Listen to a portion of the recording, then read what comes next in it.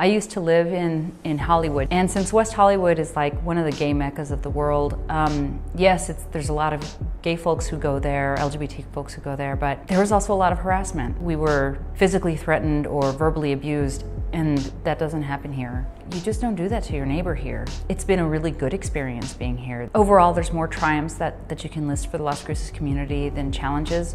There are some challenges being a small city, and therefore a smaller LGBTQ community. When I first came out, there was pretty much just the student group at NMSU and PFLAG, and I helped start Energy, the Next Rainbow Generation. We also worked with PFLAG to do meetings with the police department so that they wouldn't treat the LGBTQ community differently or at least understand them and have a base of understanding when they came up, when they had to deal with them out in the community. They seem small, but for a community this size, those are big deals for us. And just the overall feel of Las Cruces. Someone will always stand up for you and with you. And in a big city that can be, or in different cities that could be, you could feel alone because it is so big. And that's just not my experience here. For me, I grew up in a really tiny town. Seriously, I think I knew one person who was openly LGBTQ, and honestly, I think he was definitely a T. Loved him, one of my best friends, and then he stopped going to school because of how he dressed and looked and didn't fit in. And there just weren't any role models for me. It really wasn't an option. It wasn't something that you saw and could really think that could be me.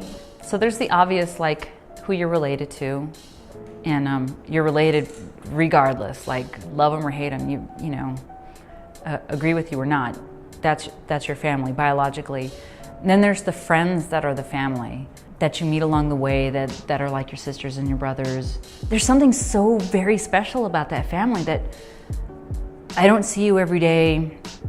In some cities, I don't know who you are, but you go to a gay bar and you're still family. You probably never met this person, but the one thing that binds you together is being part of this community that at the time when I came out, when I was a teenager, it was still very, very difficult, and so you needed to bond with these other people. We used to have a gay or queer center here, very small part of time, and I used to volunteer.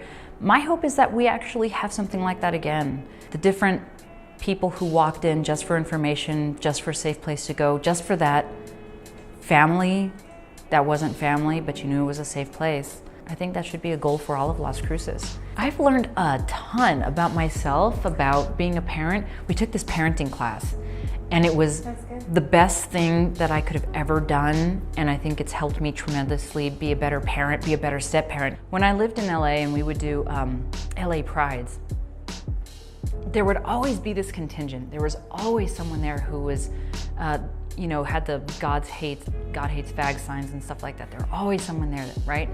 But there was always also PFLAG who would give free hugs, and they would give people free hugs because a lot of people, they move to LA because their parents don't accept it and they want to go to a bigger city. And I'm sure this happens in other cities as well, but in my experience, it was in LA.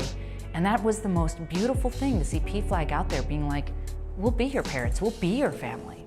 Hang in there when you're coming out. It's a rough road, and there's gonna be some bad days and good days, but it's like a roller coaster. Just hang in there. You'll look back and see the ride and be like, okay, it is what it is.